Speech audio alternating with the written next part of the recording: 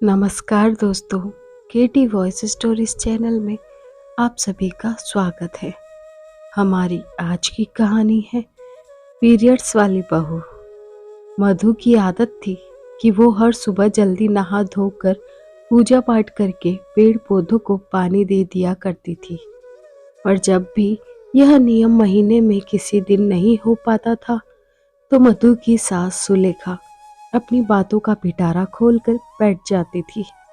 सुलेखा, क्या बात है मधु, आज उठने में बड़ी देर कर दी। सब ठीक तो है ना? मधु, माँ जी, वो आज मेरी तबीयत ठीक नहीं है। सुलेखा, बस बस, ज्यादा समझाने की जरूरत नहीं है। महीने से हुई हो, साफ साफ बोलो ना। और हाँ, कान खोलकर सुन लो, तुम हमेशा ये गलती दोहराती हो। पीरियड्स के दौरान किचन में नहीं जाना और ना ही खाने की किसी भी चीज को हाथ लगाना, मंदिर में नहीं जाना और ना ही पूजा करना, तुलसी माता को भी हाथ नहीं लगाना, पीरियड्स के चौथे दिन ही बाल धोना और उसके बाद ही किचन में जाना, 3 दिन अलग कमरे में सोना और पीरियड्स खत्म होने के बाद ही बिस्तर की चादर को धोना। अचार को भी हाथ न लगाना क्योंकि इससे अचार सड़ जाता है। मधु, पर माँ जी, आप अकेली रसोई कैसे संभालोगी? शीला भी गांव गई हुई है। घर की साफ सफाई, बर्तन, कपड़े, रसोई का खाना पीना कैसे बनाओगी? सुलेखा, मैं कर लूंगी, पर तुम घर के सब कामों से दूर रहना। सुलेखा का स्वभाव ऐसा ही था।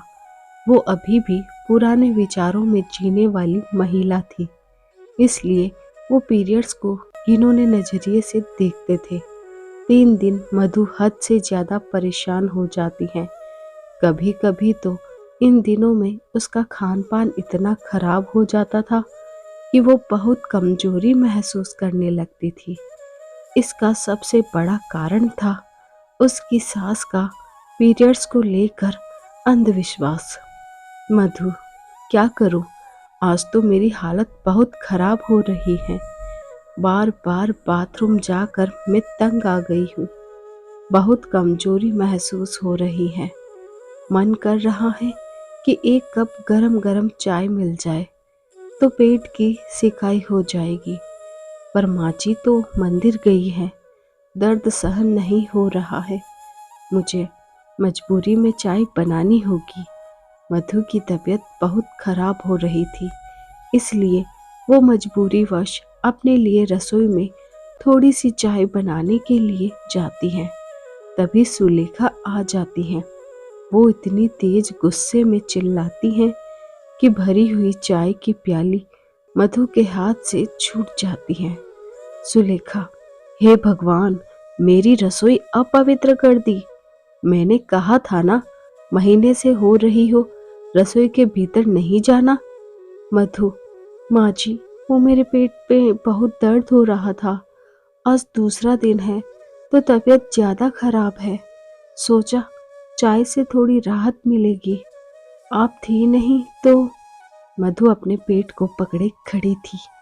घबराहट में उसकी तबीयत बिगड़ गई और वह दौड़ती हुई कमरे में गई। सुलेखा, अरे कहाँ जा रही हैं? अब सारी रसोई को गंगा जल से धोना पड़ेगा। पता नहीं ये आजकल की बहुएं भी ना, अपने समय में महीने से होते थे हमें तो हमारी सास 3 दिन कमरे में बंद रखती थी। सब कुछ जो खाना पीना होता है वो दरवाजे से ही सरका देती थी। तभी मधु का पति राजेश आ जाता है। वो कमरे में देखता है कि मधु बेहोश पड़ी हुई है। राजेश, मधु, आंखें खोलो मधु। सुलेखा, क्या हो गया? इतना चिल्ला क्यों रहा है? अरे मधु को क्या हुआ? अभी तो भली चंगी थी। राजेश, पता नहीं, मैं कमरे में आया तो मधु बेहोशी की हालत में दिखी। मैंने लेडी डॉक्टर को फोन कर दिया है, वो आती होंगी। तभी लेडी डॉक्टर आ जाती है। वो मधु का चेकअप करती है और एक इंजेक्शन देती है, जिससे मधु थोड़ी देर बाद होश में आ जाती है। डॉक्टर, घबराइए नहीं, डरने की कोई बात नहीं है। कमजोरी और थकान के कारण मधु बेहोश हो गई थी।